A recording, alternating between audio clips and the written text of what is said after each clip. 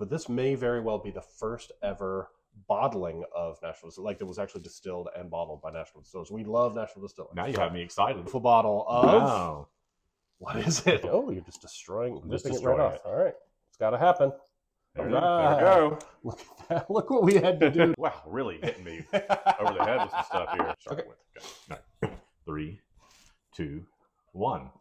It's happy hour somewhere, so it's time again for Drinking Dusties. Tell you right up front, though, remember to mash that subscribe button. And then if you really like what we do, maybe consider supporting us on Patreon. But you get a little something back from that.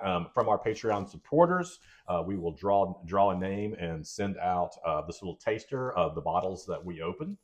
So if you're intrigued by that, like to share in the Dusty experience, like I said, we draw a name, send it out. Because we like being able to share these with you guys. Because it's no fun drinking by yourself. You got to drink with others. So you like sharing it with you more than I do, but that's okay.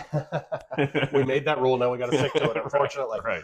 All right. Well, I'm Charles Cox. I'm Steve Russell. And we, here on Drinking Dusties, we love to drink some historic whiskeys that decide whether it's great to open up this museum exhibit and taste it, or whether we should have left it in a museum somewhere. Absolutely. All righty. Today we've got a really old one. Excellent. But once again, there is no box of mystery. There is no box of mystery. Why is that? Well, I've been looking into it. Best I can tell, I do have a suspect. Chad, the intern. Chad? Yep, Chad. Chad. Bring back the box. Where's our box, Chad? All right, we can live without it, though. I think he used it to send a gift to somebody. Probably. Right. What do we got? Today we have an amazing historic whiskey. I don't know if you remember, a few weeks ago, we had that bottle of Old Overholt from Prohibition. I barely remember. So long ago. So that bottle was one of the first. It was actually distilled before National Distillers existed. It was American medicinal spirits during Prohibition. Right. By the time it was bottled, I do remember it was National Distillers. Yeah, that was fun to drink. But today, it was weird. Yeah, but it was good. It was a little metallic. Kind of liked it though. Definitely different than what you expect from today's ryes. Today we have another rye. Yeah. From National Distillers, but this may very well be the first ever bottling of National Distillers, like that was actually distilled and bottled by National Distillers. We love National Distillers. Now you have me excited about a rye. Yeah, so we don't have the box of mystery, so just pull it off the shelf back up here. So you have this beautiful bottle of... Wow. What is it? It is dusty. I can confirm that it is indeed dusty. Very dusty.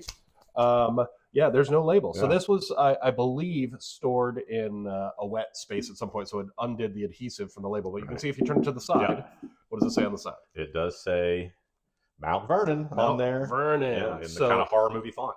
So what do you know? Do you know anything about Mount Vernon when it comes to whiskey? It is where George Washington made rye whiskey. This is not his. Oh, sorry. Right. So Mount Vernon, George Washington historically made whiskey as sort of our country's most famous whiskey maker. That's all he's known for. That's it. That's all. So he made rye at Mount Vernon at his estate. This is not his whiskey, nor is it even from there. It's not even from Virginia. So it's a little confusing to be called Mount Vernon, but they use the name because it was obviously had those connotations. Absolutely.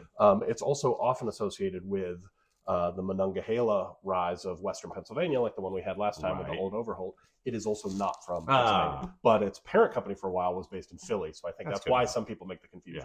Yeah. So this was actually distilled by... oh, sorry. No, go ahead. Go ahead. Yeah, the Hannes Distilling Company. So they were based in Philly, but it was actually distilled in Baltimore. I've never heard that name otherwise. Yeah, so let's get some glasses up here. So we're ready. Yeah, ready to do some. What year is this? So this was, you can see right here on the tax. So the nice thing with tax strips from this era is they actually tell you not only when it was distilled, but also when it was actually put in the bottle. So it was distilled in the fall of 1935. And it was bottled in the fall of 1939. And as you can see, tax strip still intact after all of these years. So this is one of the oldest whiskeys we've ever had, but not quite the oldest. So so just like that bottle we had of Old Overholt rye a few years ago, or a few weeks ago, feels like a few years ago at this point with how life goes nowadays. We did not purchase this. This was given to us as a gift from Mr. Eric Henley. Thank you, Eric Henley. Thank you, Eric. Great friend of a friend. So he got it from a guy he knows named Jonathan Blum, whose grandfather, Max Blum, had been a haberdasher in Newark. I should probably define that word since nobody knows what the hell that means. Hat maker. Or clothing. Clothing in general. But hats were big then. Hats were big then. So he had a clothing business. People would give him business gifts. He drank some of it. I don't know that he was a teetotaler, but he didn't like rye. So the bottles of rye just collected dust in his basement. Yay. Through his son, through his grandson. So now, and Jonathan Blum very kindly shared it with Eric to share with us. So Eric, we're going to try it. And you may be just wanting us to be your guinea pig, but I gotta say, it looks. So you see the fill level is right about here, which is pretty good for a booze from this era, because a lot of times it'll, even though it's still sealed, it'll evaporate over time through cracks in the top, but it looks pretty clear. Yeah, so far. Yeah, no cloudiness. Do we want to shake it like Crunkleton does, or sure, you go ahead and shake. So first off, Eric, thank you so much.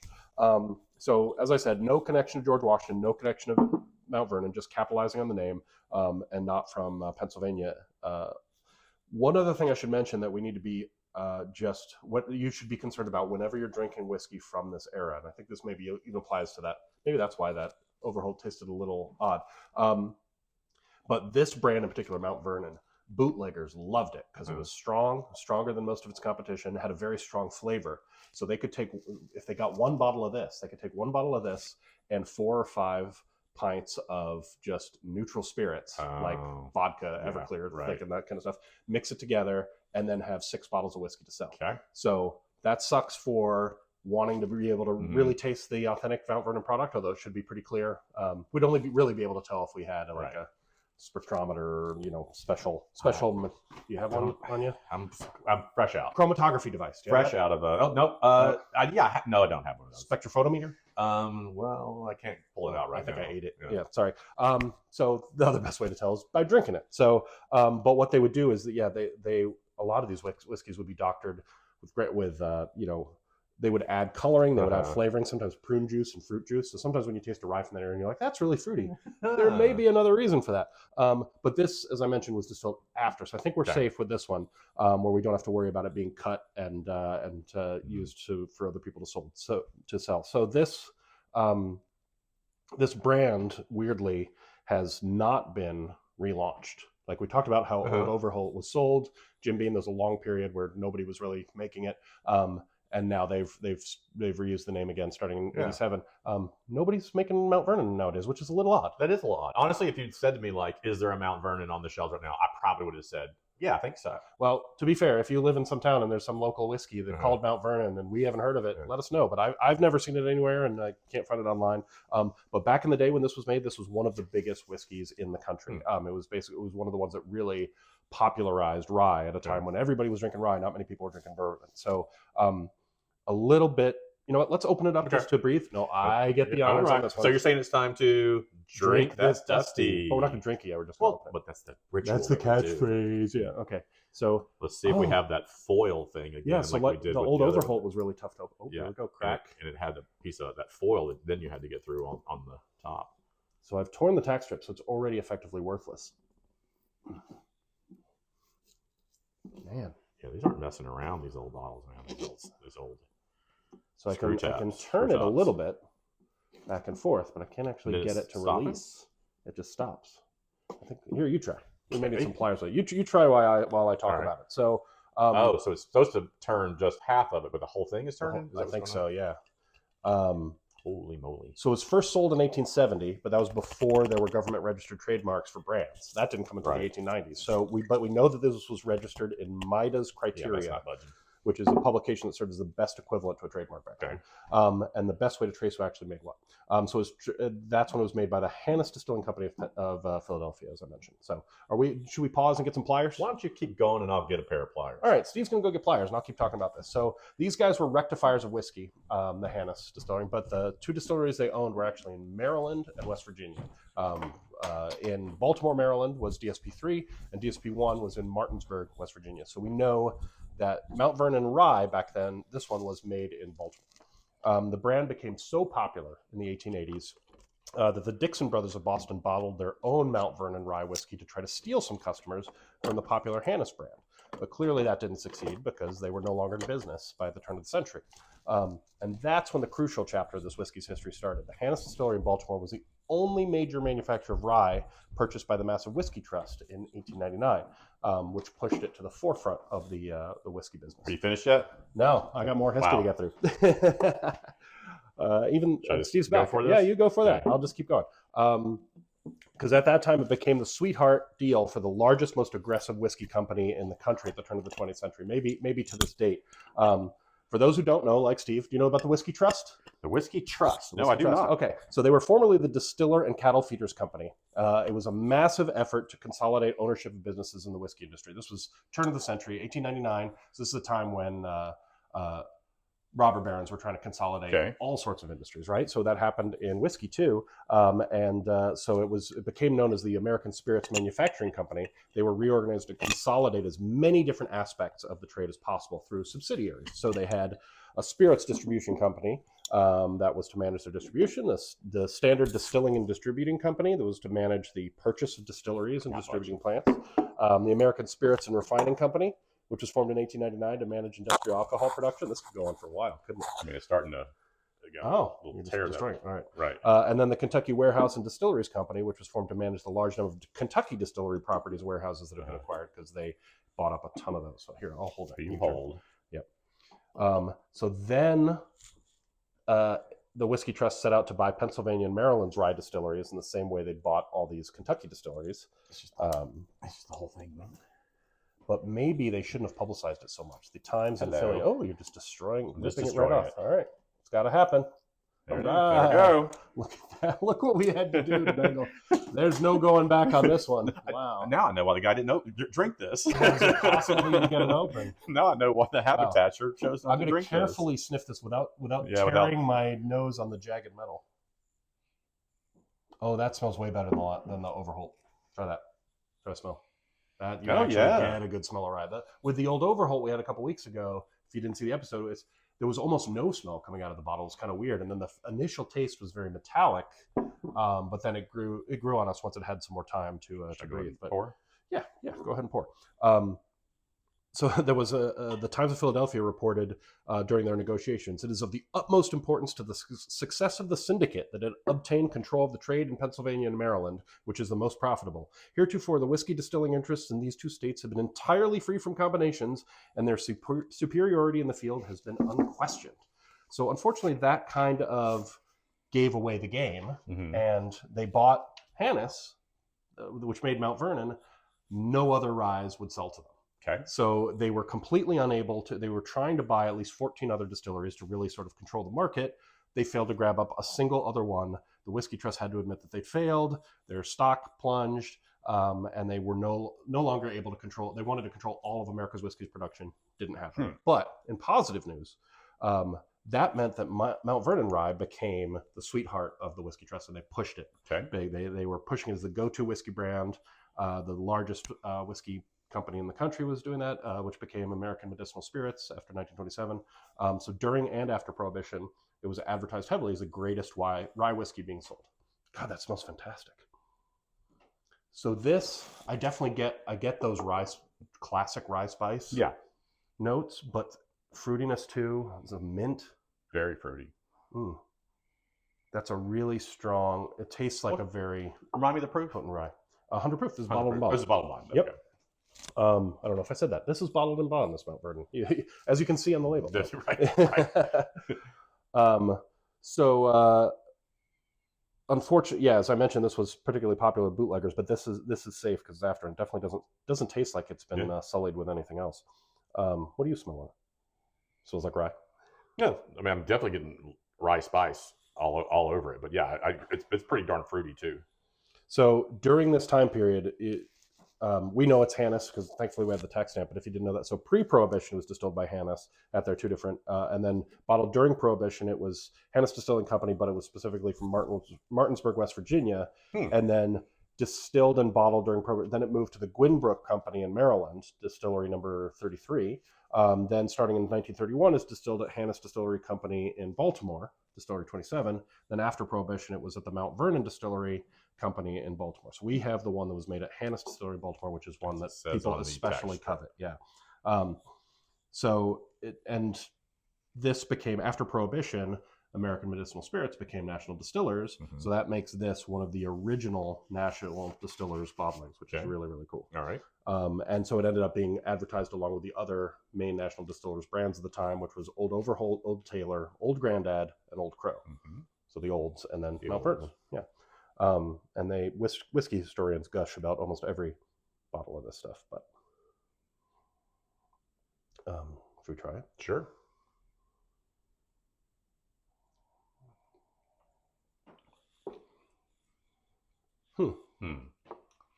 I get that metallic note up front again.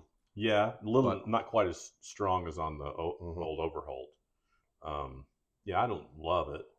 No, but it definitely, the rye flavor carries through. Yeah, I'm completely losing the fruitiness I got on the nose. I am too. You're right. Not in the flavor yeah, at all. It is not there on the palate. But it's got like there's some mintiness in it, like a menthol mintiness. Yeah. There's no nuttiness. I mean, the spices are all sort of blended. It's all right. Second flavor's better. When I moved it around more, I really got the metallic off of this a little bit. But that's really 1939. 1939.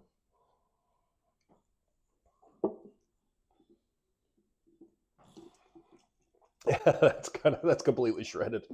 I don't know how I'm going to seal that back up again. Shredded, and we're going to use a cork. But this is again more so than the other bottle, which had a foil thing, which I can't. I was looking to see if that foil thing from the old Overhaul bottle is also present.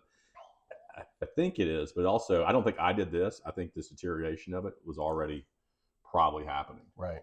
So you think that's maybe contributing to the metallic flavor? It is possible. But I would say the metallic flavor on this is it's not. To me, it's not off-putting. It's just a little bit at the beginning. Yeah. I'm not getting the fruity notes I often get from rye. The rye spices even are subdued. It's more of it, but it's a pleasant alcohol warmth to it, and it's still sweet. I like smelling this more than I like drinking it. Yeah, no, I get that. It's really interesting though. Yeah. But yeah, I've read a lot of whiskey historians who say Mount Vernon is like the greatest rye ever. I wouldn't say that. I wouldn't say that either. It's very interesting. Yeah. It's very interesting. It's again, not a rye expert. But I've had better ryes. Yeah. So this was 1939. We should talk a little bit about what was happening when this came out. Do it. 1939. Yeah. So in good news, let's start with good news. Okay. Great Depression ended. It's going to get bad there. Yeah. Great Depression ended. Yay. That's great news. Came to an end. For that, we have FDR's and Francis Perkins being the architect of the New Deal. Those New Deal programs helping end but of course, we also had to thank World War II for ending the Great Depression because we had a war effort on. So World War II by 1939 was in full swing. Europe. Nazis took Czechoslovakia, violating the Munich Pact, which then made Great Britain and France declare war on Germany when they invaded Poland. And then Italy and Germany agreed to an official alliance, becoming the Axis powers. Later, they'd bring in Japan as well. Germany signed a non-aggression pact with the Soviet Union, so they didn't have to worry about that side. Soviet Union invaded Poland as well, and they divided it up. Soviet Union also invaded Finland with 550,000 troops. So we kicked Soviet Union out of the League of Nations. There was an attempt made to assassinate Hitler with a bomb at the beer hall pushed speech, but that failed. Back in the U.S., a terrorist bomb exploded at the New York's World's Fair. And there was a rally at Madison Square Garden. Have you seen this documentary? A Nazi rally with 20,000 people. I have seen it's that. so chilling to see portrait of George Washington, American flags, and Nazi banners everywhere. So that's the bad news. Yeah. That was all, but let's not diminish. That was all very bad news going on in 1939. Crazy times. But in movie news, a lot of movie critics say that 1939 may have been the best year for American movies ever. I will not argue with that as far as just things that we still care about and talk about and debate and stuff. Exactly. When you think that was 87 years ago, and yet Gone with the Wind, Wizard of Oz, Hunchback of Notre Dame, Destry Rides Again. There's other Mr. Swift Goes to Washington. There's so many great. There's not many years.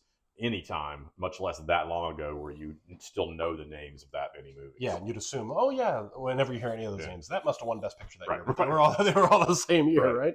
And fun fact that I just learned recently about Gone with the Wind, the famous scene with Rhett and Scarlett, where it says, "Frankly, my dear, I don't give a damn." They expected the censors to make them change that, so they also filmed at the same time him saying, "Frankly, my dear, I don't care." And I don't give a hoot, I think he said. And they ended up the censors didn't make them change it, but they did fine the producers $5,000. I had older relatives who remembered that being scandalous. Yeah. That he said. Still scandalous for some people. Yeah. All right. So in comic book news, Batman made his comic book debut in Detective Comics number 27. I'm Batman. No, I'm Batman. Oh, okay. Come on. In sports news, March Madness crowned its first ever NCAA men's basketball champion. University of Oregon defeated the Ohio State University 46-33. Wow. A little bit low scoring. It was a defensive bat. They didn't have 3-point shot. They didn't have it back then? I don't think they did. I don't think they did. No, I don't think I think that was All a minute later. First ever televised Major League Baseball game happened at Ebbets. Televised? Yeah, Ebbets Field in Brooklyn, New York. It was the precursor to today's WNYC, the NBC station in New York. Wow. It was broadcast between the Cincinnati Reds and the Brooklyn Dodgers at Ebbets Field. But yeah, that was 1939. A lot of crazy stuff going on. Yeah. And a kind of a crazy rye came out, because I'm still wrapping my head around a little bit. I am getting a lot of wood, like wood tannin. Yeah, it's tannic. Say sandalwood, Steve. Say sandalwood. I'm definitely getting a strong sandalwood note. Other critics have described this as syrupy sweet, and I don't get that at all. It is sweet, but definitely not syrupy. With grape juice notes, I don't get the grape juice either. No, not for me. Maybe grape nuts. But Maryland rye has a reputation for being very sweet and fruity, which makes them say, "Oh, maybe fruit juice was added." I don't get that on this one at all. But it's good. It gets better. Fascinating, though. Yeah, it gets better as it goes. Thank you, Eric Henley. Thank you so much for sharing this with us. I look forward to sharing some of it with you. Obviously, don't feel bad. I'm gonna have to put it in a different bottle, as you see. This is a little mangled. Oh yeah, see if that changes at all. I'm gonna do the same. All right. So yeah, I will do the same. And that's actually, we should mention that we, as you see, we drank these neat to start with. We always start neat just to get whatever the right flavor profile is that's meant to be from the bottle. But then oftentimes we add ice or sometimes a little water. You drink your whiskey however you damn well please. All right. But that's... Yeah. They're not all gold stars. No. But I'd give this one a bronze star. I'd give it a bronze star. Absolutely. Yeah. No, it's doing all right. It's a good one. Mount Vernon. All right. So obviously we're going to be back. We'll probably be back to a bourbon next time, maybe. Or maybe I'll make you drink a scotch. Wow, really hitting me over the head with some stuff here. But anyway, until then, make sure you subscribe, click subscribe, please, and support us on Patreon so we can send you maybe this one, maybe another one. We'll send you your own little time capsule in a bottle for you to try. So, but until then, keep it dusty. Keep it dusty. Cheers. Skull.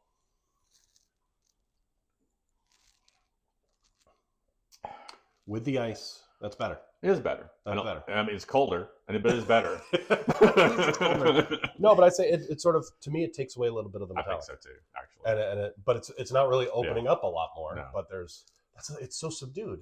And you know, that's something we sometimes get with Dusties is over time, the flavor, like the stronger flavors sort of fall back into the soup, if you will. Yeah. But it's good. It's not great. It's good. I mean, obviously, if you get one of these, you're going to want to taste it. So, all right. That we highly recommend. Yep. All right. Bye. Next time.